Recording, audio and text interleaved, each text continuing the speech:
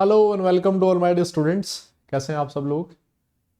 I hope you all are doing very well. तो बेटा, जैसे कि आप सब लोगों के एग्जाम कुछ लोगों के हो गए और कुछ लोगों के होने वाले हैं, सो आई थॉट कि आप लोगों के लिए एनसीईआरटी जो एक्सरसाइज है और एनसीईआरटी के जो इन टेक्स्ट क्वेश्चंस हैं उनके सॉल्यूशन पे वीडियोस बना दिए जाएं, ताकि अगर किसी को एनसीईआरटी, क्योंकि मैक्सिमम क्वेश्चंस आप लोग यही देखते हो स्कूल वाले जो होते हैं, स्कूल एग्जाम्स में एनसीईआरटी से क्वेश्चंस पूछे जाते हैं, और अगर उनमें आपको कोई प्रॉब्लम है तो आप ये वीडियोस फॉलो कर सकते हैं, जिसमें आपको डिफरेंट डिफरेंट जो क्वेश्चंस होंगे, कई बार अगर बहुत ज्यादा क्वेश्चंस हैं एक्सरसाइज में तो हम लोग उसमें से जो इंपॉर्टेंट क्वेश्चंस हैं वो मैं करवाने वाला हूं। ऑलराइट, सो स्टार्ट कर रहा हूं मैं सबसे पहले कौन से चैप्टर से? थर्मोडायनेमिक्स एक इंपॉर्टेंट चैप्टर है, और आप में से बहुत सारे लोगों को इस चैप्टर से डर भी लगता है थोड़ा सा, है ना? थर्मोडायनेमिक्स का नाम सुनते थोड़ा पसीना सा आने लगता है।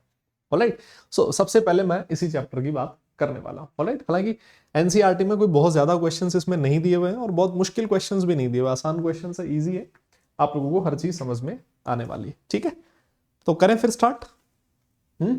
सो थर्मोडायनेमिक्स के एनसीईआरटी क्वेश्चंस हम लोग सॉल्व कर रहे हैं। इंट्रोडक्शन की बात करता हूं। Myself Rahul Dudi, BTech from NIT Jaipur, 7 साल से आईआईटी जेईई नीट के लिए पढ़ा रहा हूँ। अनअकैडमी पे मेरा रेफरल कोड RD10 है, आप इस कोड को यूज कर सकते हैं, अनअकैडमी सब्सक्रिप्शन ले सकते हैं, इंस्टेंटली आपको 10% डिस्काउंट ये सब्सक्रिप्शन दिलवा सकते हैं। अच्छा, एक टेलीग्राम चैनल का लिंक इस वीडियो के डिस्क्रिप्शन में आपको मिल जाएगा, इस लिंक को आप ज्वाइन करें, सारी क्लासेस का नोटिफिकेशन टाइमली आपको इसी चैनल पे मिलता रहता है।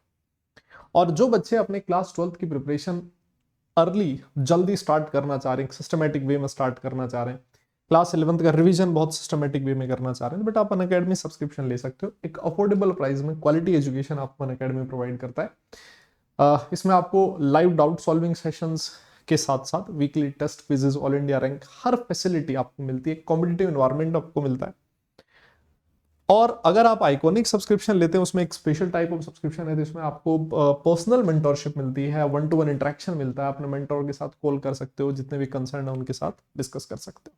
साथ साथ इसमें आपको स्पेशलाइज्ड स्टडी मटेरियल भी मिलता है, और साथ साथ बाई वीकली बेसिस पे जो आपका स्टडी प्लानर है वो भी आपको दिया जाता है अनअकैडमी टीम की ओर से।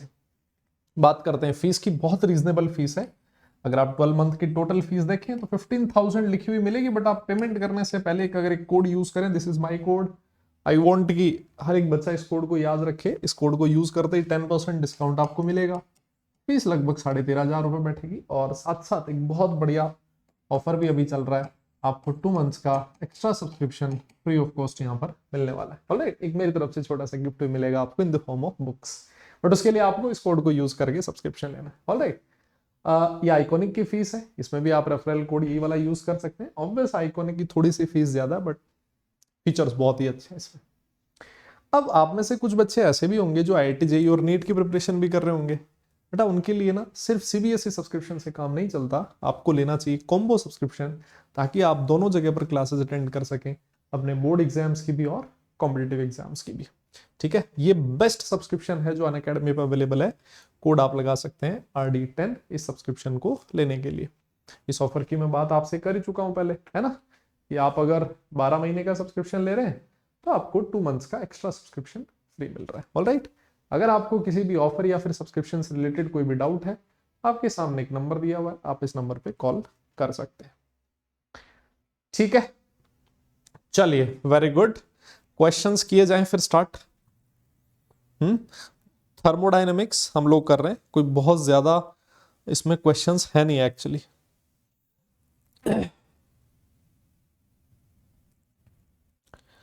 ठीक है, करें स्टार्ट।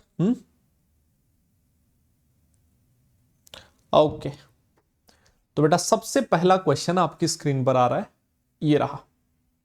क्वेश्चन पढ़ो ढंग से और बताओ इसमें क्या सॉल्यूशन हो सकता है। देखो क्वेश्चन क्या कहता है, आपको करेक्ट आंसर चूज करना है ना। ए थर्मोडायनेमिक स्टेट फंक्शन, ये जंक्शन नहीं है बेटा, फंक्शन है। ऑलराइट, फंक्शन लिखना है इसको, is a quantity used to determine the heat changes whose value is independent of path, used to determine pressure, volume, work and whose value depends on temperature only। किसकी बात कर रहा है ये? स्टेट फंक्शन की। तो इसका जो नाम है बेटा वही चीख चीख के कह रहा है तुमसे कि स्टेट फंक्शन मतलब इसकी जो वैल्यू होगी वो इनिशियल और फाइनल स्टेट पे डिपेंड करेगी, पाथ से कोई लेना देना नहीं होता है ना। स्टेट फंक्शंस पाथ पे इंडिपेंडेंट होते हैं, पाथ फंक्शंस पाथ डिपेंडेंट होते हैं। इसका मतलब कौन सा ऑप्शन करेक्ट है इसमें, whose value is independent of path. ठीक है, कोई डाउट इसमें? सिंपल सा क्वेश्चन है। चलो जी अगला क्वेश्चन की तरफ बढ़ते हैं। This is question number 2।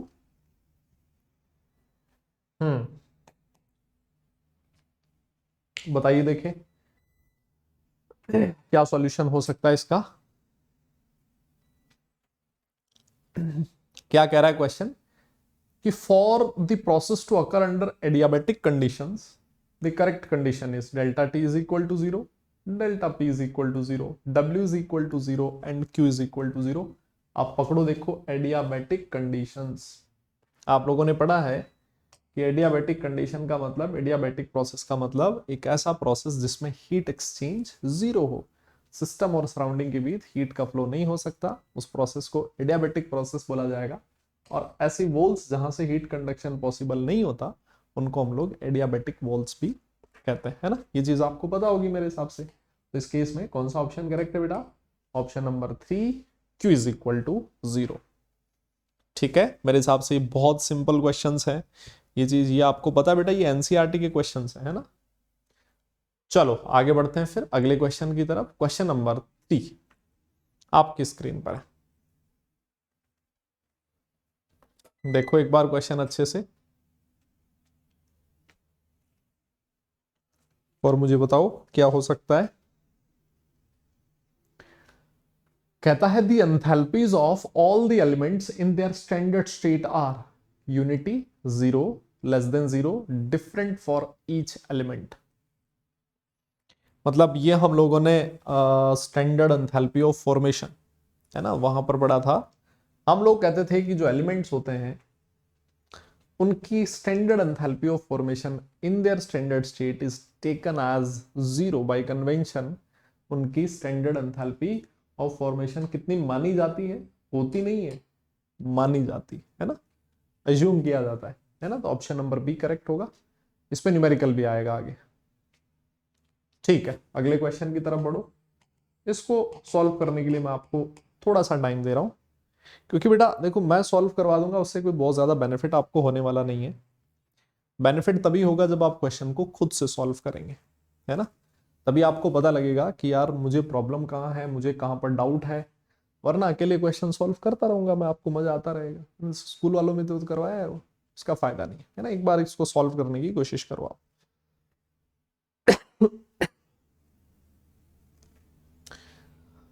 Delta U ये स्टैंडर्ड एंथैल्पी और sorry standard internal energy change की बात कर रहा है। Of combustion of methane is -x kilo joule per mole, the value of delta H not, है ना।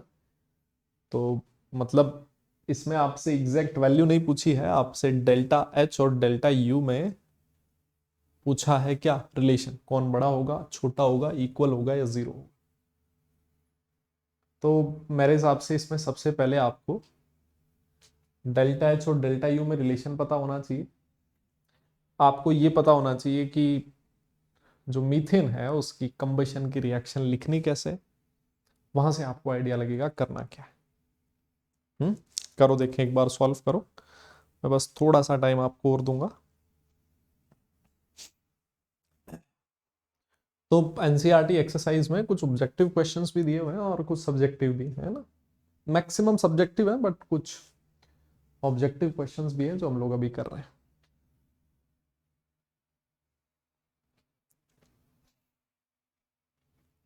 हुआ क्या?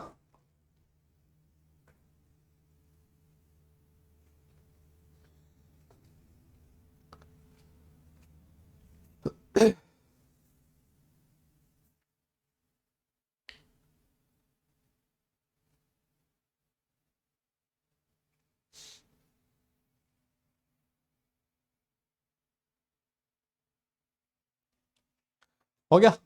चलो देखो एक बार, जिसने किया है और जिसने नहीं किया वो भी एक बार देख लो। यू मानो, अरे ये तो पिछला वाला क्वेश्चन आ गया, चेंज हो गया क्या स्लाइड? देखो कंबशन मीथेन मतलब CH4 गैसियस स्टेट में होता है ना। कंबशन करवाना है मतलब क्या हो गया, ऑक्सीजन की एक्सिस में बर्न कर देना। तो बताओ क्या बनेगा, ऑक्सीजन की एक्सिस में बर्न करोगे, एक हाइड्रोकार्बन है तो CO2 बनेगा और साथ में H2O लिक्विड बनेगा। ठीक है बेटा, अब इसको बैलेंस करना पड़ेगा, अभी बैलेंस नहीं है, इधर 4 कार्बन तो बैलेंस है, हाइड्रोजन बैलेंस कर दो, है ना। अब आपको किसको बैलेंस करना, ऑक्सीजन, 2 + 2 4, तो यहां पर लिख दो 2, बैलेंस हो गया। यस, आप इस रिएक्शन के लिए मुझे डेल्टा एनजी की वैल्यू बता सकते हैं क्या? डेल्टा एनजी का वैल्यू क्या होगा? डेल्टा एनजी क्या होता है? Number of gaseous moles of products minus number of gaseous moles of reactants. Yes, तो प्रोडक्ट के गैसियस मोल, देखो ये तो लिक्विड है, इसको कंसीडर नहीं करना, गैसियस मोल 1 है और इधर 1 + 2 3 है, तो बेटा डेल्टा एनजी की वैल्यू कितनी हो जाएगी बोलो? -2। ठीक है, अच्छा तो बस अब आपको फॉर्मूला लगाना है, delta H is equal to delta U plus delta N G R T. ये रिलेशन पता होना चाहिए, मेरे हिसाब से पता ही होगा आप लोगों को। So delta H is equal to delta U minus delta N G की वैल्यू है 2 -2 आर टी। अब बताओ कौन बड़ा है, डेल्टा एच बड़ा कि डेल्टा यू बड़ा? मतलब डेल्टा यू में से अगर मैं 2 आर टी माइनस करूंगा ना, तब मुझे डेल्टा एच का वैल्यू मिलेगा। इसका मतलब बड़ा कौन है? डेल्टा यू बड़ा है, delta H is less than delta U. ठीक है, clear. So option number C इस केस में करेक्ट हो जाना है। बताओ ये क्वेश्चन आपको समझ में आया? ठीक है बेटा, चलो जी, अब आगे बढ़ते हैं। नेक्स्ट क्वेश्चन हम लोग करेंगे, आपकी स्क्रीन पर ये रहा नेक्स्ट क्वेश्चन आपके सामने।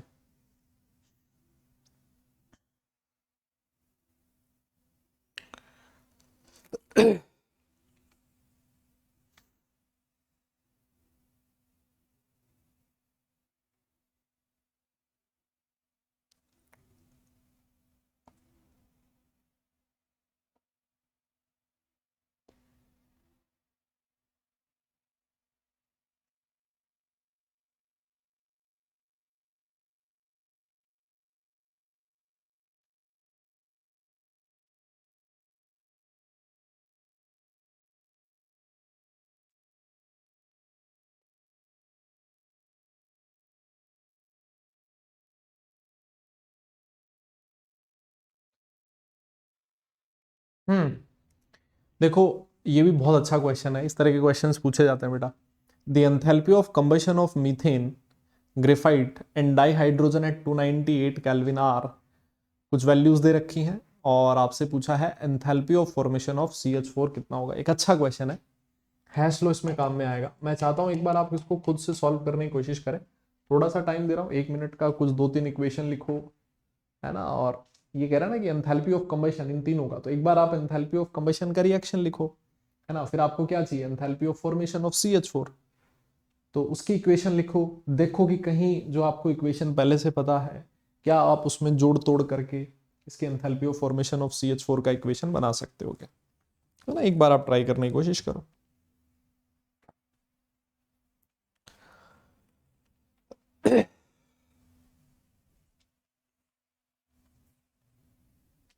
हो जाए तो बताना मुझे।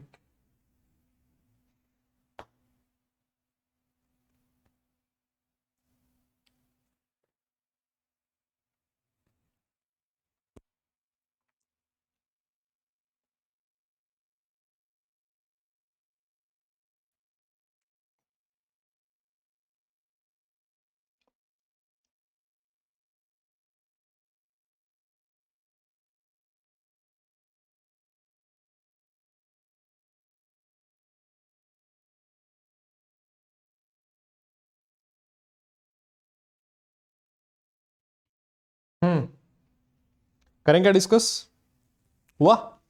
देखो बेटा, जो नहीं कर पाया इधर देख लो। आपको क्या चाहिए? Enthalpy of formation of CH4। सबसे पहले आप CH4 के फॉर्मेशन के रिएक्शन लिखो, है ना। तो आपको पता होना चाहिए एंथैल्पी ऑफ फॉर्मेशन का मतलब 1 मोल का फॉर्मेशन होना चाहिए बेटा। किससे होना चाहिए? इसके एलिमेंट से, and the element should be in their standard state, है ना। तो ये कार्बन है और स्टैंडर्ड स्टेट में है, तो लेट्स से ग्रेफाइट लिख दो, क्या दिक्कत है ना। और सॉलिड स्टेट में होता है +2H, है ना। इस रिएक्शन में कितना एंथैल्पी चेंज है, मेरे हिसाब से आपको इसकी वैल्यू निकालनी है। बताओ, यही चाहिए। अब ये वैल्यू फाइंड करने के लिए क्या दे रखा है? Enthalpy of combustion of methane, तो चलो लगा लो, enthalpy of formation of methane क्या होता है, देखो लिखो, रिएक्शन लिखो, मीथेन का कंबशन,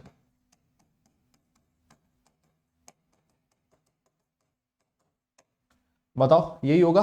अब बैलेंस नहीं है रिएक्शन, बेटा इसको बैलेंस करना पड़ेगा, ठीक है, ये बैलेंस हो गई। और ये जो डेल्टा H1 का वैल्यू है, इसको मैं डेल्टा H1 लिख रहा हूं, वो आपको कितना दे रखा है, it's -890.3, let's it kilo joule पर, ठीक है। और क्या कहता है, enthalpy of combustion of graphite, है ना, ग्रेफाइट का मतलब कार्बन ही तो हो गया। तो मुझे बताओ भैया, कार्बन के कंबशन से क्या बनता है, कार्बन डाइऑक्साइड बनता है ना, इसमें कौन सी कोई कहानी है लंबी चौड़ी। तो डेल्टा H2 का वैल्यू कितना हो गया बताइए जरा, क्या लिखा हुआ है, वो रहा -393.5 किलो जूल पर मोल, ठीक है, ये इसको मैंने डेल्टा H2 नाम दिया। And last one is di hydrogen का कंबशन, मतलब H2, इसका कंबशन करवाना है मैंने, और उससे क्या बनेगा, ऑब्वियस H2 बनेगा। और डेल्टा H3 का वैल्यू क्वेश्चन में दिया हुआ है -285.8 किलो जूल पर मोल, ठीक है। ये इसको बैलेंस कर दो, लेट से इसको हाफ लिख दो, है ना, या ये बैलेंस हो गया रिएक्शन, हो गया। या फिर चलो इसको, हाँ ठीक है, ये बैलेंस हो गया, 1 मोल के लिए बात होगी ना कंबशन की, हो गया बैलेंस। अब ये जो आपके पास 3 इक्वेशन है, क्या आप इन 3 इक्वेशन में जोड़ तोड़ करके क्या फर्स्ट वाली इक्वेशन बना सकते हो क्या, ये इक्वेशन चाहिए आप, हाँ कुछ कर सकते हो क्या आप। बेटा जो मुझे एक चीज समझ में आ रही है ना, वो ये है कि देखो, मुझे 2H2 चाहिए रिएक्टेंट साइड, और H2 आपको सिर्फ और सिर्फ कौन सी रिएक्शन से मिल सकता है, थर्ड रिएक्शन से, मतलब इसको मुझे 2 से मल्टीप्लाई करना पड़ेगा 2H2 लाने के लिए, बहुत बढ़िया, ठीक है, पहली चीज। अच्छा एक चीज और नोटिस करो, आपको कार्बन ग्रेफाइट भी चाहिए रिएक्टेंट साइड, ये कार्बन ग्रेफाइट इधर आएगा, इस रिएक्शन से आएगा, मतलब इस रिएक्शन को एज इट इज ऐसे ही रखना पड़ेगा, कुछ इसमें चेंज करने की जरूरत नहीं है। आपको और क्या चाहिए, आपको CH4 राइट हैंड साइड में चाहिए। आपके साथ प्रॉब्लम क्या है कि आपके पास जो CH4 है वो इस रिएक्शन में लेफ्ट हैंड साइड में है ना, तो मतलब मुझे क्या करना पड़ेगा, इस रिएक्शन को उल्टा लिखना पड़ेगा। जैसे ही मैं इस रिएक्शन को उल्टा लिखूंगा, देखना मैं इसको लिख के दिखा देता हूं आपको, इसको उल्टा लिखा मैंने, CO2 plus 2H2O gives CH4, तो इसका जो डेल्टा H1 है वो जाएगा प्लस 890.3 किलो जूल पर मोल, क्योंकि आप लोगों को पता है रिएक्शन को उल्टा लिखने से उसका जो डेल्टा H का साइन है वो चेंज हो जाता है, ऑपोजिट हो जाता है, ठीक है ना। अब देखो, अब आप अगर इनको ऐड करोगे ना, तो ये देखो CO2 से CO2 उड़ जाएगा, जब आप इसको 2 से मल्टीप्लाई करोगे तो 2H2 आएगा, वो इस 2H2O को उड़ा देगा, ठीक है। और जो मेरे हिसाब से आपको डिजायर्ड इक्वेशन चाहिए वो मिल जाएगी, बताओ बोलो। कुछ और भी बाकी रह गया, कार्बन ग्रेफाइट है प्लस 2H2 है और CH4 है, ठीक है मेरे हिसाब से, यस एक बार चेक करो देखें।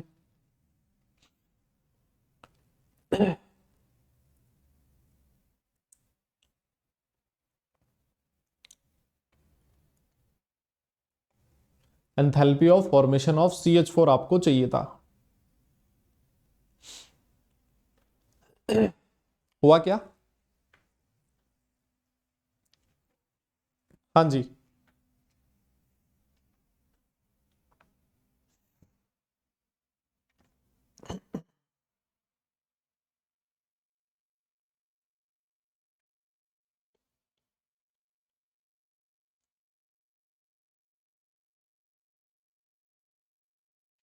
है ना, हो जाएगा।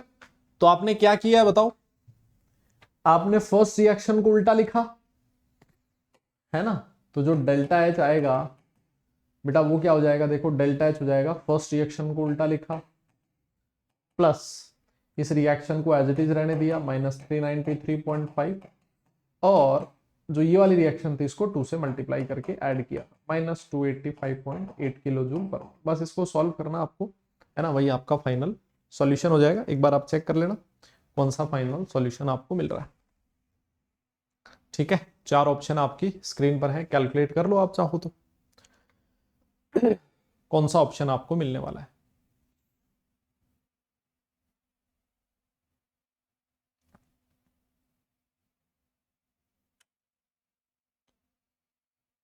ठीक है, यहां पर 2O2 भी तो आएगा ना, हम लोगों ने मिस कर दिया, 2O2 आएगा, वो भी कैंसिल आउट हो जाएगा, तो आपको फाइनल सॉल्यूशन उस तरह से मिल जाएगा। ठीक है बेटा, चलो आगे बढ़ रहा हूं मैं अगले क्वेश्चन की तरफ।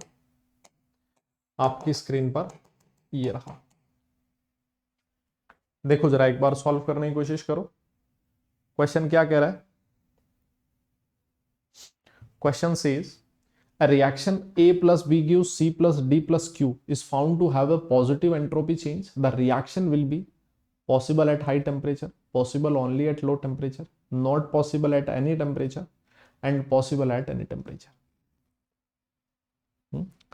थोड़ा सा टाइम दे रहा हूं मैं तुम्हें इस क्वेश्चन को सॉल्व करने का। एक बार दिमाग लगाओ, एंट्रोपी की वैल्यू दे रखी है, एंथैल्पी का वैल्यू चेक करो क्या होगा, और किसी भी प्रोसेस की जो स्पॉन्टेनिटी होती है वो कैसे निकाली जाती है, उसमें क्या रिलेशन होता है एंट्रोपी एंथैल्पी। वाह, मैं बताऊं, देखो क्या कह रहा है, is found to have a positive entropy change, मतलब बेटा डेल्टा एस का जो वैल्यू है ना वो पॉजिटिव है। अब ये जो रिएक्शन है इसको आप गौर से देखो, इसमें हीट का साइन प्रोडक्ट वाली साइड दे रखा है, मतलब ए प्लस बी ने रिएक्ट किया, सी प्लस डी बना और साथ में Q amount of heat release हुई है, इसका मतलब इसका जो डेल्टा एच का साइन है it is equal to minus, है ना। ये एक एक्सोथर्मिक रिएक्शन, क्योंकि आपको पता होना चाहिए एक्सोथर्मिक रिएक्शन में जो हीट होता है वो राइट हैंड साइड में लिखी होती है, एंडोथर्मिक में रिएक्टेंट साइड। ठीक है, रिएक्शन को पढ़ना आना चाहिए आपको। अब किसी भी प्रोसेस की स्पॉन्टेनिटी को बताया जाता है डेल्टा जी की वैल्यू से, ठीक है, और डेल्टा जी का जो वैल्यू होता है it is equal to delta H minus T delta S. बताओ यही होता है, अरे बोलो, है ना।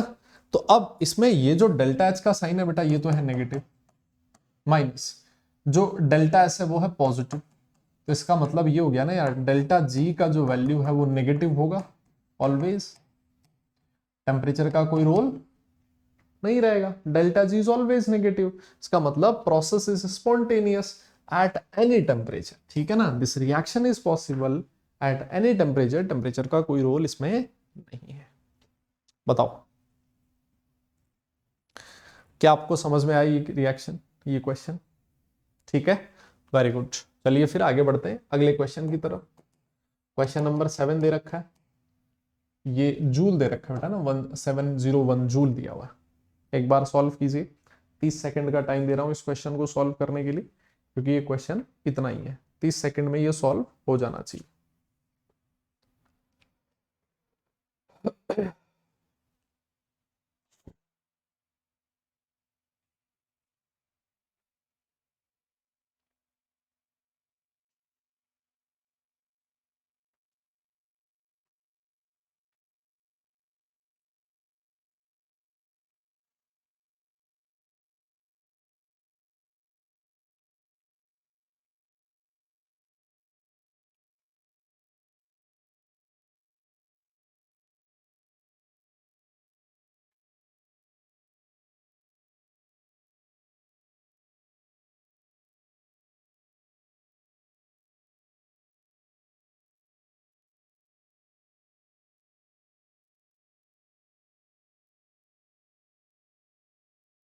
ठीक है बेटा, देखो क्या करना है, कहता है 701 joule of heat is absorb, बेटा हीट अब्सॉर्ब हो रही है, इसका मतलब जो Q की वैल्यू होगी वो प्लस में होगी।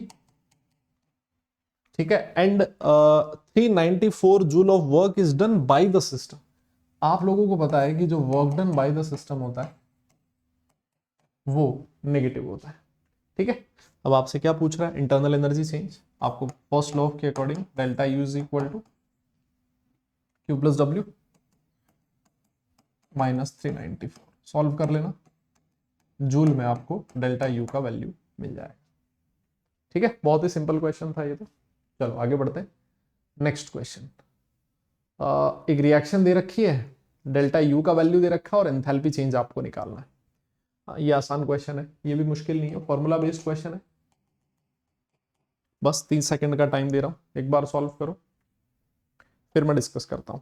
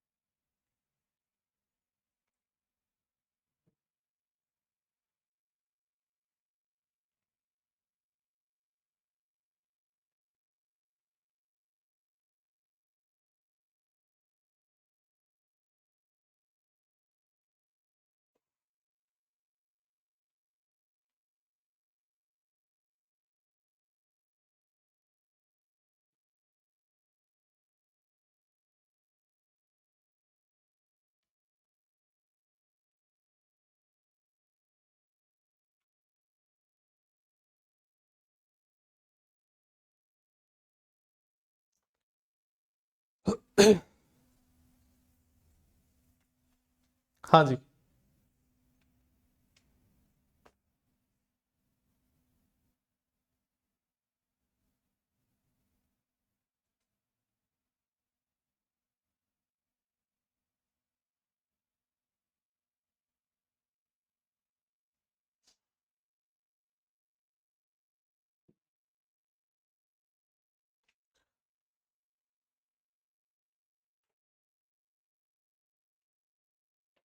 देखो बेटा इस रिएक्शन को देखो, इसमें सबसे पहले क्या दे रखा आपको, डेल्टा यू का वैल्यू दे रखा है, ठीक है। माइनस इसको किलो जूल को जूल में कन्वर्ट कर लो एक बार, ठीक है ना, इतना जूल दे रखा है। टेम्परेचर का वैल्यू कितना दे रखा है, 298 केल्विन, ठीक है। और आपसे क्या पूछ रहा है, एंथैल्पी चेंज मतलब डेल्टा एच का वैल्यू। डेल्टा एच और डेल्टा यू में रिलेशन पता आप लोगों को क्या होता है, del H is equal to delta U plus delta N G R T, ठीक है। बस ये फॉर्मूला लगा ना, क्वेश्चन आपका सॉल्व हो चुका है। डेल्टा यू कितना है,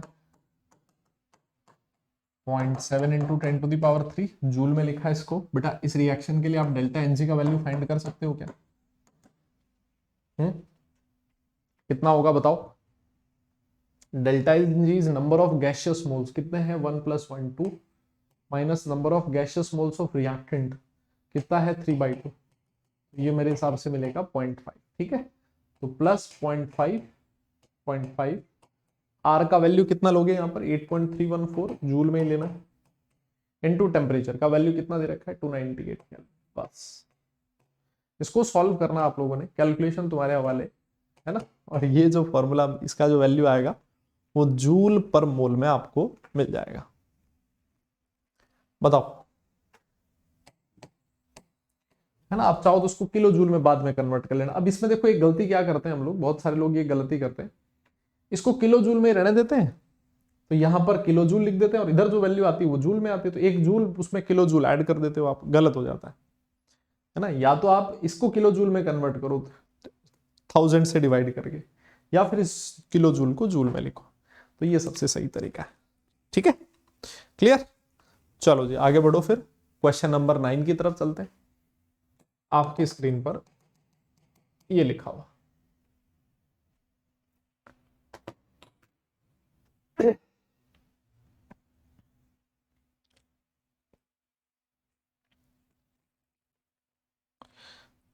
क्या कह रहा है क्वेश्चन, पढ़ो एक बार ढंग से।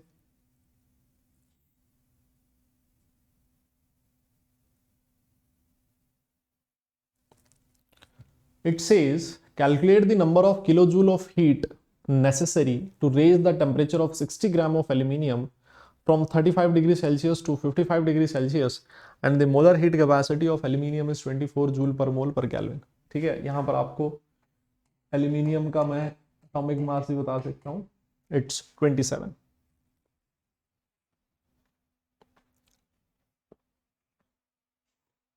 ठीक है, तो देखो बहुत सिंपल क्वेश्चन है, इतना कोई मुश्किल क्वेश्चन नहीं है।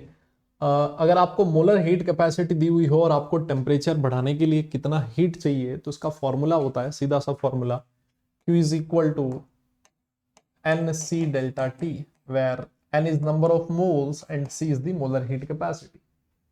ठीक, आपके पास मोलर हीट कैपेसिटी की वैल्यू है 24 joule mole inverse kelvin inverse. ठीक है, डेल्टा टी कितना हो जाएगा, देखो कितना बढ़ाना है टेम्परेचर, 35 से 55,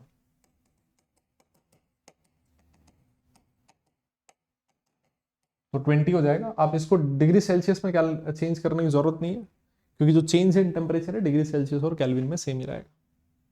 अच्छा, मोल निकालना है बस आपको, फॉर्मूला क्या लगाओगे, given mass upon molar mass. Aluminium का मास कितना दे रखा है 60 ग्राम, मोलर मास कितना दे रखा है 27। ठीक है, 20/9 हो जाएगा, बस सॉल्व कर डालो अब तो। Q is equal to 20/9 24 into 20, बस सॉल्व करना है, जूल में वैल्यू मिल जाएगा, वही आपका फाइनल सॉल्यूशन होगा। बताइए, ठीक है, समझ में आ रही बात आपको? ओके, चलो जी आगे बढ़ते हैं फिर। ये बेटा क्वेश्चन नंबर 9 था। क्वेश्चन नंबर 10 आपकी स्क्रीन पर।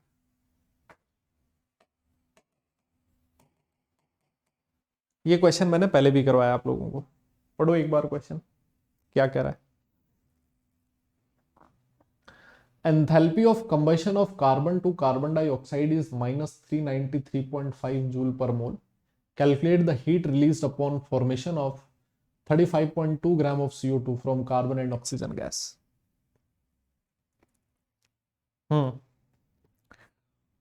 दौड़ाओ अपने दिमाग के घोड़े।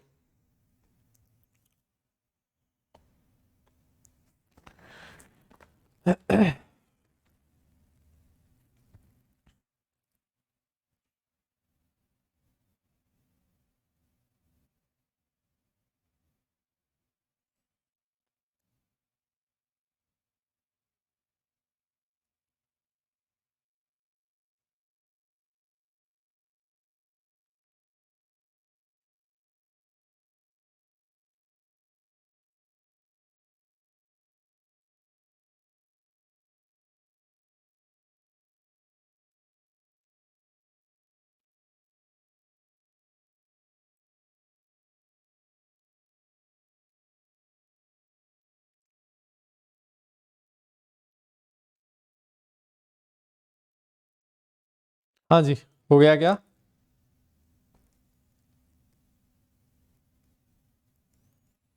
करें डिस्कस?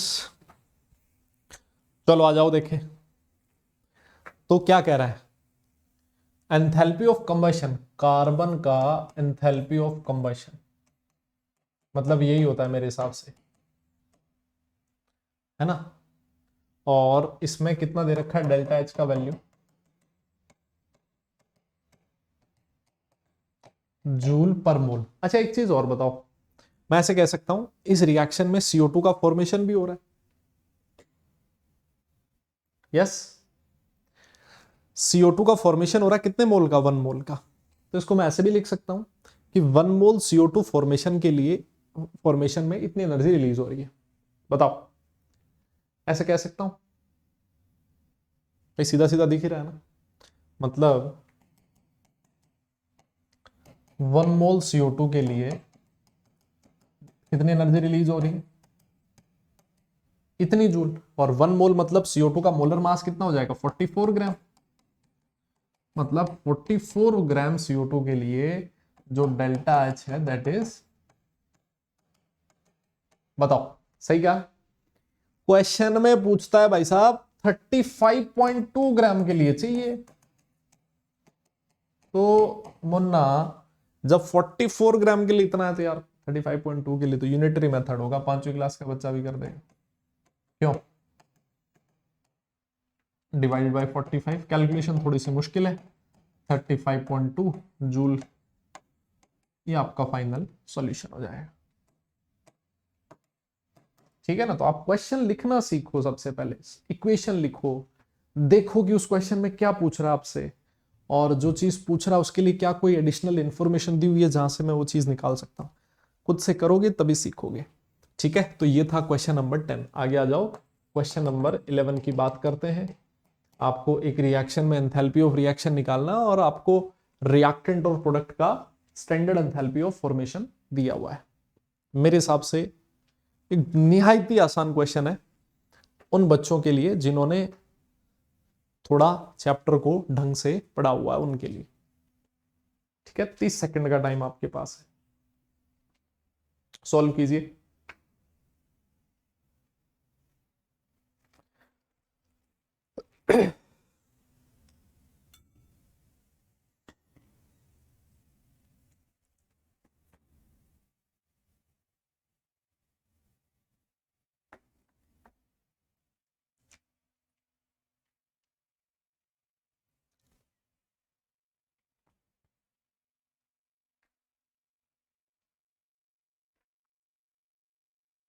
हो गया? देखो, मैं आपको बता देता हूं, आप लोगों ने ऐसा पढ़ा है कि standard enthalpy of reaction is equal to standard enthalpy of formation of products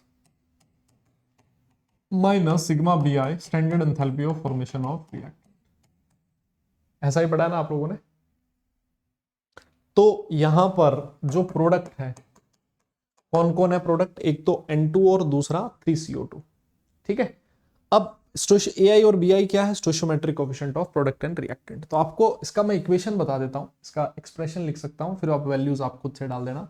देखो ये हो जाएगा, प्रोडक्ट की अगर मुझे स्टैंडर्ड एंथैल्पी ऑफ फॉर्मेशन चाहिए, that means standard enthalpy of formation of N2 gas plus 3 into stoichiometric coefficient कितना है? 3 into standard enthalpy of formation of CO2। ये हो गया enthalpy of formation of products minus, अब रिएक्टेंट साइड चलो, reactant side कौन है? N2O4 plus 3 into standard enthalpy of formation of CO gas. बताओ, अब इसको सॉल्व कर सकते हो ना आप लोग? हाँ जी, हो जाएगा। सारी वैल्यूज आपको दे रखी हैं। देखो, ये CO का दे रखा है, ये N2O का दे रखा है, डेल्टा H N2O, ये डेल्टा H CO2 का दे रखा है, और एंथैल्पी फॉर्मेशन ऑफ N2O4 दे रखा है। आपको बस वैल्यूज पुट करनी है, सॉल्व करना है, और अल्टीमेटली आपको स्टैंडर्ड एंथैल्पी ऑफ रिएक्शन मिल जाएगा। ठीक है, तो मेरे हिसाब से आप लोग इस क्वेश्चन को कर लोगे, वैल्यूज आप खुद से पुट करोगे। आगे बढ़ रहा हूं मैं, क्वेश्चन नंबर 12 आपकी स्क्रीन पर है।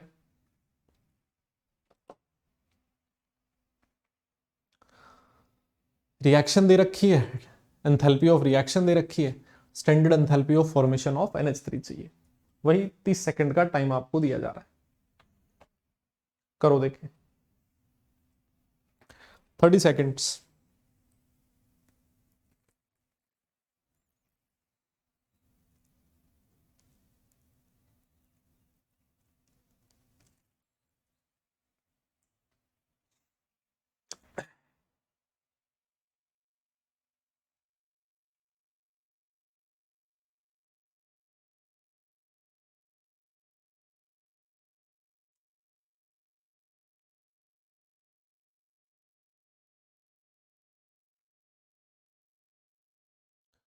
हो गया? करूं मैं? देखो बेटा, बहुत ही सिंपल। अभी हमने कहा था ना, standard enthalpy of reaction is equal to enthalpy of formation of products minus enthalpy of formation of reactants. तो यहां पर एंथैल्पी ऑफ रिएक्शन हो जाएगा 2 into standard enthalpy of formation of NH3। ये तो हो गया बेटा प्रोडक्ट की एंथैल्पी, प्लस इधर क्या हो जाएगा? Standard enthalpy of formation of N2 plus 3 into standard enthalpy of formation of H2। ठीक है, अब बताओ एंथैल्पी ऑफ रिएक्शन कितना दे रखा है, ठीक है ना। अब ये आपको चाहिए, इसको x मान लो, माइनस, अभी एक क्वेश्चन आया था थोड़ी देर पहले कि एलिमेंट्स की स्टैंडर्ड एंथैल्पी ऑफ फॉर्मेशन कितनी ली जाती है, 0 ली जाती है। तो ये एलिमेंट ही तो है, यहां पर कितना हो जाएगा 3 इंटू 0। इसका मतलब यहां से जो x का वैल्यू है minus 92.4 divided by 2 kilo joule per mole, यही आपका फाइनल सॉल्यूशन है। बताओ, क्लियर? ठीक है, चलो आगे बढ़ो, फिर नेक्स्ट क्वेश्चन करो। इसमें टाइम देना पड़ेगा। 3 इक्वेशन दे रखी है, आसान है बहुत। 3 इक्वेशन दे रखी है और आपको standard enthalpy of formation of CH3OH चाहिए। बस आपको इक्वेशन लिखनी है, CH3OH के फॉर्मेशन की इक्वेशन लिखो, फिर इन तीनों में से चेक करना कि कहां से वो वैल्यू आपको मिल सकती है। ठीक है, थोड़ा सा टाइम दे रहा हूं, 40 सेकंड का, फटाफट सॉल्व करो और हो जाए तो मुझे बताओ।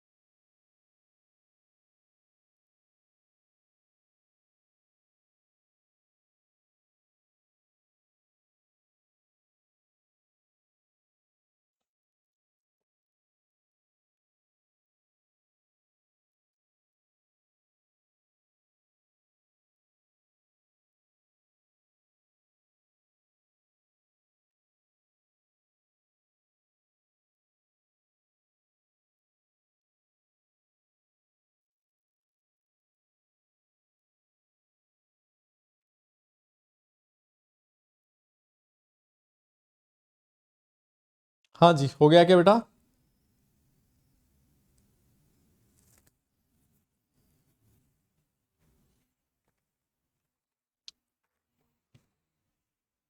देखो, standard enthalpy of formation of CH3OH चाहिए मुझे, और उसकी मुझे इक्वेशन लिखनी पड़ेगी। सबसे पहले देखो, CH3OH का मुझे फॉर्मेशन करना है, ठीक है। कैसे होगा, कार्बन चाहिए मुझे, साथ में मुझे 2H2 चाहिए और हाफ ऑफ O2 चाहिए, ये है ना। ऐसे ही होगा standard enthalpy of formation of CH3OH की इक्वेशन।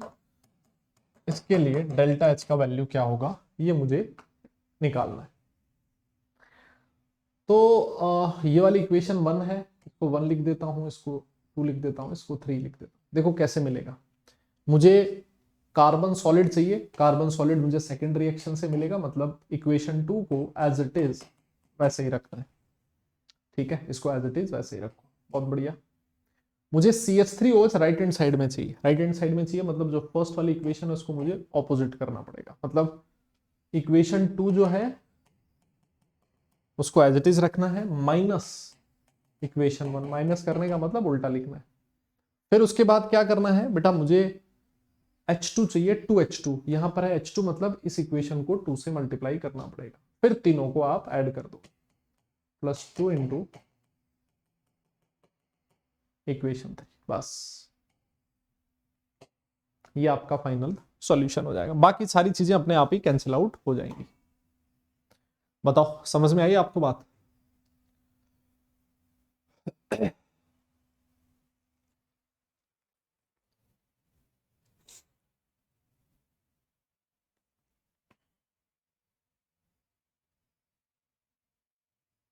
ठीक है, बाकी सारी चीजें अपने आप ही कैंसिल आउट हो जानी है। तो इक्वेशन 2 में डेल्टा एच कितना है -393, इक्वेशन 1 तो ये माइनस और माइनस प्लस हो जाएगा 726 प्लस 2 इंटू -286, ये आपका फाइनल सॉल्यूशन होगा। ठीक है जनाब, तो इसको एक बार आप सॉल्व कर लेना, देख लेना, हो जाएगा। चलो मैं आगे बढ़ूंगा, आप क्वेश्चन नंबर 14 की बात करो।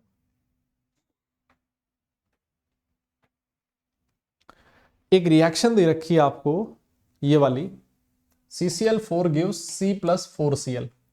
इसके लिए आपको एंथैल्पी चेंज निकालना है, और आपको क्वेश्चन में क्या क्या दिया हुआ है, एंथैल्पी ऑफ वेपराइजेशन दे रखी है, बहुत बढ़िया बात है। ठीक है, और एंथैल्पी ऑफ फॉर्मेशन दे रखा है CCl4 का, very good. Enthalpy of atomisation दे रखा है, एंथैल्पी ऑफ एटोमाइजेशन, हाँ, और Cl2 का भी दे रखा है, कार्बन का दे रखा है और Cl2 का दे रखा है, बस। और आपको enthalpy change for the process निकालना है।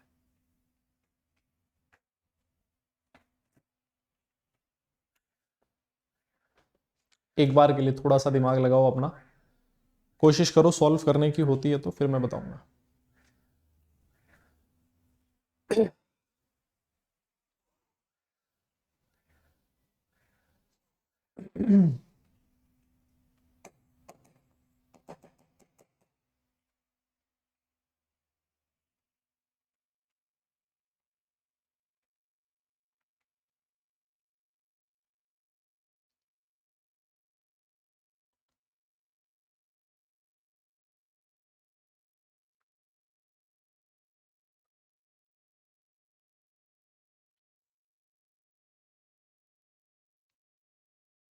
वाह, देखो क्या दिया हुआ है, enthalpy of vaporisation of CCl4, मतलब क्या हो गया कि CCl4 लिक्विड से CCl4 गैस में कन्वर्ट करना है, तो डेल्टा एच इतना दे रखा है ना, इसको मैंने डेल्टा H1 लिख दिया। ठीक है, दूसरा ले रखा है enthalpy of formation of CCl4, बेटा CCl4 लिक्विड स्टेट में होता है, ठीक है ना। एंथैल्पी ऑफ फॉर्मेशन कैसे बनेगा, ये हो जाएगा कार्बन सॉलिड प्लस 2Cl2, है ना, ऐसे ही होगा। डेल्टा H2 का वैल्यू किलो जूल पर मोल दे रखा है, ठीक है। अच्छा, तीसरा क्या दिया, enthalpy of atomisation of carbon, मतलब कार्बन सॉलिड को कार्बन गैस में कन्वर्ट करना है, यही हो जाएगा इसके लिए enthalpy of atomisation, delta H3 715 kilo joule per mole. And last one is enthalpy of atomisation of Cl2, मतलब क्या हो गया, Cl2 गैस से 2Cl गैस बनाना है, एटम्स में तोड़ना है, तो 242 किलो जूल पर मोल। ये चार इक्वेशन आपके सामने, और आपको इन चारों इक्वेशन की हेल्प से ये वाली इक्वेशन बनानी। अब आप खुद समझदार हो, देखो क्या करना पड़ेगा। CCl4 गैस मुझे राइट हैंड साइड में चाहिए, बिल्कुल बढ़िया, राइट हैंड साइड में है। मुझे कार्बन जो है वो प्रोडक्ट साइड में चाहिए, कार्बन प्रोडक्ट साइड में चाहिए, मतलब इस रिएक्शन को एज इट इज ऐसे ही रखना है, इस रिएक्शन को भी एज इट इज ऐसे ही रखना है। मुझे 4Cl चाहिए, 2Cl है यहां पर, मतलब इसको 2 से मल्टीप्लाई करना पड़ेगा। ठीक है, मेरी बात समझ रहे हो आप।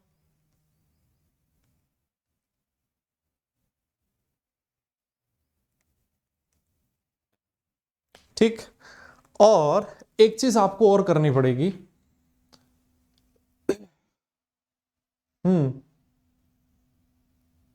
क्या करना पड़ेगा कि देखो इसमें आपको क्या नहीं चाहिए, आपको इसमें CCl4 लिक्विड नहीं चाहिए, मतलब जो सेकंड वाली इक्वेशन है ना, इसको उल्टा लिखना पड़ेगा। देख रहे हो बात को, जब आप सेकंड इक्वेशन को ऑपोजिट लिखोगे CCl4 लेफ्ट हैंड साइड में आ जाएगा। सॉरी सॉरी सॉरी, सेकंड वाली को नहीं, फर्स्ट वाली को लिखना पड़ेगा मुझे लग रहा है ना। देखो कैसे भाई, इसमें हो क्या रहा है, CCl4 गैस चाहिए आपको लेफ्ट हैंड साइड में, CCl4 गैस कब आएगा, जब फर्स्ट को उल्टा लिखोगे, है ना। जब इसको उल्टा लिखोगे तो CCl4 लेफ्ट हैंड साइड में आ जाएगा, ठीक है। और जो ये वाली इक्वेशन है इसको भी आपको ऑपोजिट करना पड़ेगा, इसको भी उल्टा लिखना पड़ेगा ताकि कार्बन सॉलिड से कार्बन सॉलिड कैंसिल आउट हो जाए, क्योंकि मुझे फाइनल इक्वेशन में कार्बन सॉलिड नहीं चाहिए। मेरी बात समझ रहे हो क्या तुम? हाँ जी। तो मतलब फर्स्ट रिएक्शन को ऑपोजिट करना है, डेल्टा एच का जो वैल्यू होगा इस रिएक्शन को एज इट इज रखना है ना, लास्ट वाली को एज इट इज रखना है। तो इक्वेशन 3 को एज इट इज रखना है, इक्वेशन 1 को माइनस करना है, उल्टा लिखना है मतलब माइनस करना है, ठीक है। और इक्वेशन नंबर 2 को भी उल्टा लिखना पड़ेगा, ठीक है, माइनस इक्वेशन नंबर 2, ठीक है। इक्वेशन 3 को एज इट इज हमने रख दिया और 2 इंटू इक्वेशन 4 करना पड़ेगा, बस ये आपका डेल्टा एच का वैल्यू मिल जाएगा। बताओ सही कह रहा हूं क्या? समझ में आ गई बात मेरी? और ये जो सारी वैल्यूज हैं ये आपको दे रखी है, delta H1, delta H2, delta H3, ये सब कुछ आपको दे रखा है और वो वैल्यूज आपको पुट करनी है, ठीक है। क्लियर? इक्वेशन 3 मतलब 715 माइनस 30.5 माइनस माइनस प्लस हो जाएगा 135.5 प्लस 2 इंटू 242, इसको सॉल्व कर लेना, वही आपका फाइनल सॉल्यूशन हो जाएगा, ठीक है। चलो जी आगे बढ़ते हैं। नेक्स्ट क्वेश्चन आपके सामने ये रहा।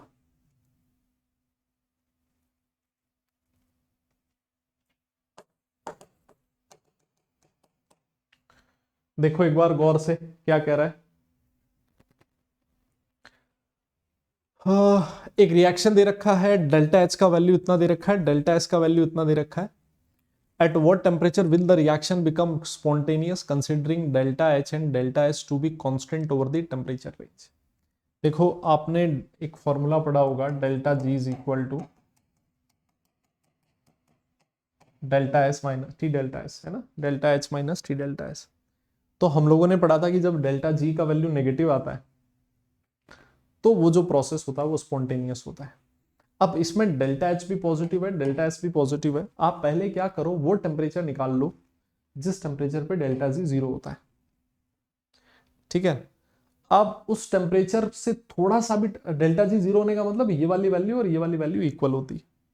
अब अगर उस टेम्परेचर से थोड़ा सा भी टेम्परेचर ज्यादा हुआ तो ये वाला जो मैग्नीट्यूड है वो इससे ज्यादा हो जाएगा, नेगेटिव वाला पॉजिटिव से ज्यादा हो जाएगा और रिएक्शन स्पॉन्टेनियस हो जाएगी, ठीक है। तो अब आप ये निकाल लो, delta G is equal to delta H minus T delta S, मतलब delta H is equal to T delta S.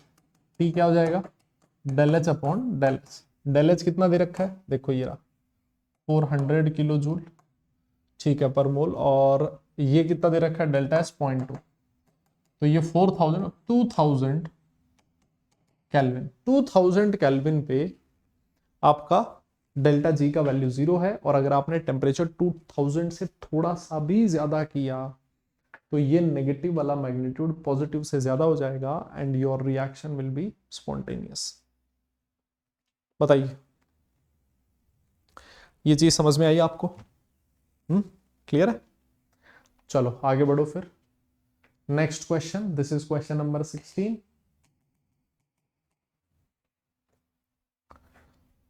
पढ़ो क्वेश्चन गौर से, क्या कह रहा है। For the reaction 2Cl gives Cl2, what will be the signs of delta H and delta S? Del H और del S के sign आपको बताने।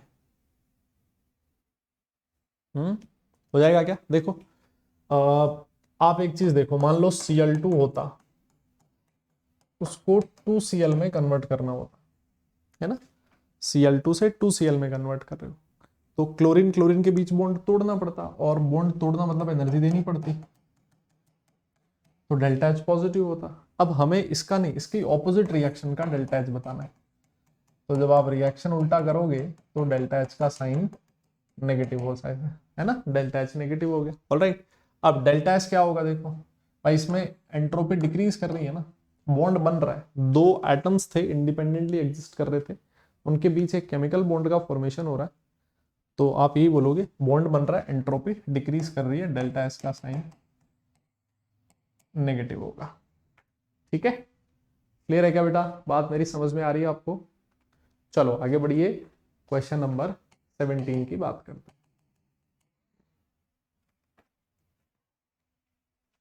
डेल्टा यू का वैल्यू दे रखा है बेटा,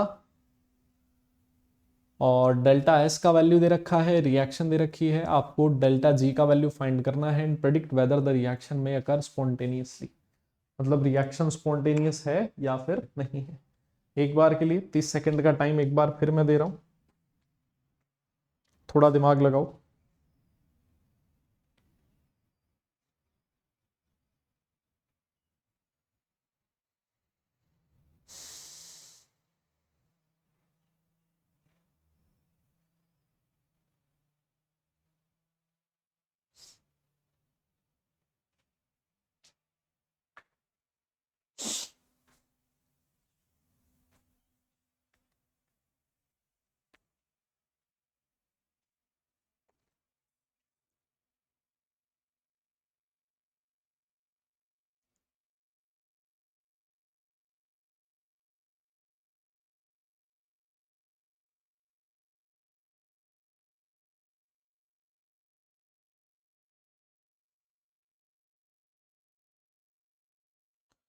हाँ जी, हुआ? देखो बेटा, सबसे पहले डेल्टा जी का फॉर्मूला आप लोगों को पता है, del H minus D delta S. अब क्वेश्चन में आपको डेल्टा एच भी नहीं दे रखा, तो डेल्टा एच क्या लिखोगे आप? Del U plus delta N G R T minus D delta S. Del H का formula del U plus delta N G R T. ठीक है, तो बेटा इसमें डेल्टा एन जी की वैल्यू कितनी है देखो क्वेश्चन में, number of gaseous moles of product 2 है और रिएक्टेंट की 3 है, 2 minus 3, delta N G is -1। ठीक है, तो डेल्टा यू डाल दो, -10.5 into 10⁻³ delta N G -1 into R का वैल्यू 8.314। और बेटा टेम्परेचर इस क्वेश्चन में नहीं दे रखा, तो आपको रूम टेम्परेचर लेना है 298 kelvin minus 298 into delta S का वैल्यू माइनस माइनस प्लस हो जाएगा 44.1 जूल में दे रखा है। बस ये डेल्टा जी का कैलकुलेशन आपको करना है, बहुत ही भयंकर कैलकुलेशन है।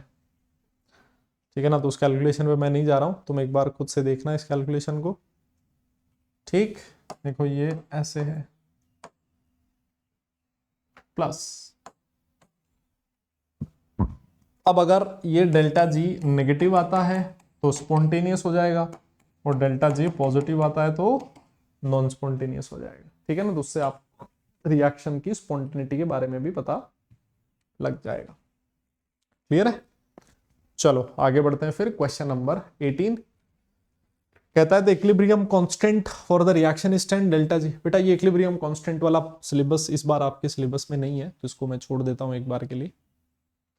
Next question is comment on the thermodynamic stability of NO and NO2। करो भाई, कमेंट करो।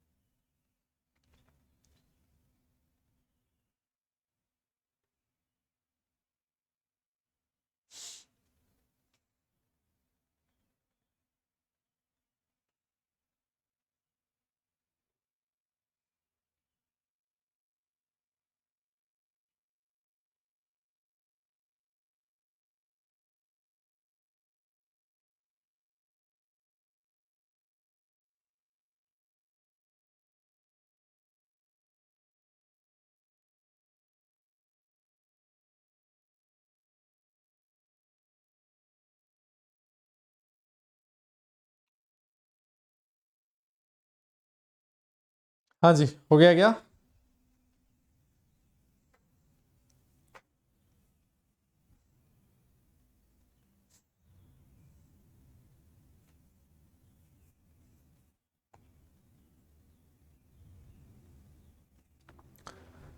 देखो, आप लोगों को एक चीज पता होनी चाहिए कि यार एनर्जी और स्टेबिलिटी दोनों की आपस में नहीं बनती है ना। जिसकी एनर्जी ज्यादा उसकी स्टेबिलिटी कम, ऐसा मैं कह सकता हूं।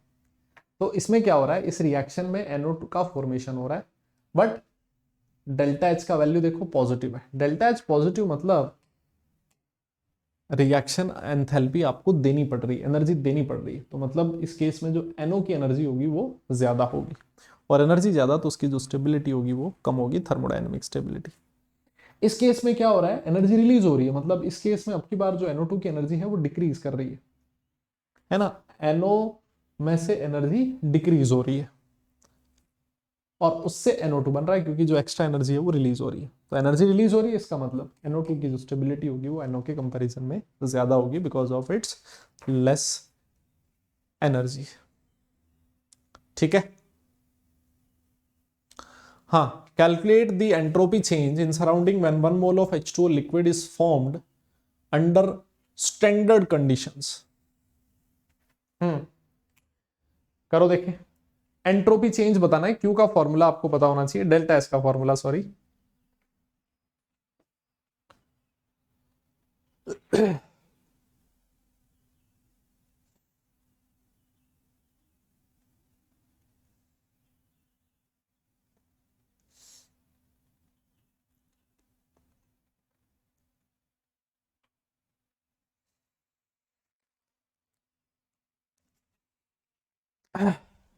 वाह,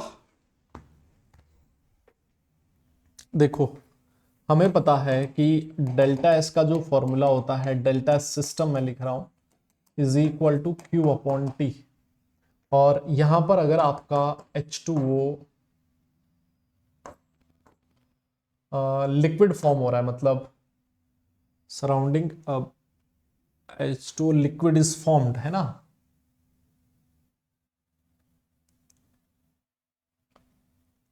हाँ तो देखो डेल्टा एच का वैल्यू दे रखा है ना, H2O लिक्विड का फॉर्मेशन हो रहा है, तो जो डेल्टा एच है -286 किलो जूल पर मोल दे रखा है। ठीक है ना। तो जो डेल्टा एच सिस्टम है बेटा वो क्या हो जाएगा, क्यू की जगह डाल दोगे आप delta H upon T. Temperature कितना, टेम्परेचर भी नहीं दिया हुआ।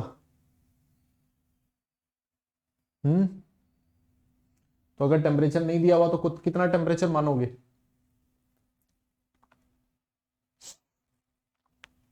298 रूम टेम्परेचर मानोगे, फिर और तो क्या मानोगे। 298 डेल्टा एच का वैल्यू -286 अपॉन 298, इसको आप 10⁻³ में कन्वर्ट कर दो। ठीक है, ये डेल्टा एच सिस्टम आएगा बेटा। अब सिस्टम एनर्जी रिलीज कर रहा है, डेल्टा एच नेगेटिव है ना, तो जो सराउंडिंग होगा वो गेन करेगा। तो जो डेल्टा एच सराउंडिंग है वो हो जाएगा minus of delta H system. System lose कर रहा है, उसके लिए डेल्टा एच का वैल्यू नेगेटिव, और सराउंडिंग गेन कर रहा है, उसका डेल्टा एच पॉजिटिव। बस आपको इसमें फॉर्मूले में डाल देना है, आपका क्वेश्चन सॉल्व हो जाएगा। ठीक है। ये वाला क्वेश्चन आपका इंटेक्स्ट क्वेश्चन है, तो इसको आप अपनी एनसीईआरटी से, इंटेक्स्ट क्वेश्चन नहीं सॉरी सॉल्व एग्जाम्पल है, इसको आप अपनी एनसीईआरटी जो बुक दे रखी है उसमें देखना, बड़े आराम से आप सॉल्व कर लोगे बेटा। बस आज के लिए हम लोग इतना ही करेंगे। ठीक है, तो ये आपके लगभग सारे क्वेश्चंस मैंने सॉल्व करवा दिए जो एनसीईआरटी एक्सरसाइज में दिए हुए। ठीक है, तो एक और चीज मैं जाते जाते बता देता हूँ, अनअकैडमी प्रोडिजी 27 फेब को है, आप चाहें तो इसके लिए इनरोल कर सकते हैं। आप जितनी भी स्पेशल क्लासेस होती हैं उनको जरूर ज्वाइन किया करो, ताकि आपको रियल टाइम इंटरेक्शन आप कर सकते हो, और यूट्यूब की क्लास के बाद ओपन हाउस सेशंस भी होते हैं, उनमें भी आप आ सकते हो। आपको लगता है वीडियो का कोई कंटेंट इनअप्रोप्रिएट है तो उसको आप बग्स बाउंटी में रिपोर्ट कर सकते हो। और जो बच्चे पहली बार अनअकैडमी ऐप पे आ रहे हैं उन लोगों से, जैसे ही वो किसी फ्री लाइव क्लास पे क्लिक करते हैं, उनसे एक इनवाइट कोड पूछा जाता है, आपको उस इनवाइट कोड में RD10 डालना है। ऑलराइट, और ये अनअकैडमी ऐप पे जो क्विजेज होती हैं उनको ज्वाइन करने का प्रोसेस आपकी स्क्रीन पर लिखा हुआ है। चलो जी, तो बस आज के लिए हम लोग इतना ही करेंगे। ये मेरा बैच चल रहा है बेटा, एक्सपीडिशन बैच, आप चाहो तो इस बैच को ज्वाइन कर सकते हो। Thanks for watching this video. I hope कि आपको वीडियो पसंद आया होगा, और आप इस वीडियो के कमेंट सेक्शन में मुझे बता सकते हैं कैसा लगा आपको वीडियो। अगर आप चैनल पर नए हैं तो इसको सब्सक्राइब करें, अपने फ्रेंड्स के साथ शेयर करें। अगली क्लास में मिलेंगे, तब तक के लिए सारे लोग अपना ख्याल रखें, खुश रहें, हंसते मुस्कुराते रहें, पढ़ाई जरूर करते रहें। Okay, tata, bye bye, let's crack it.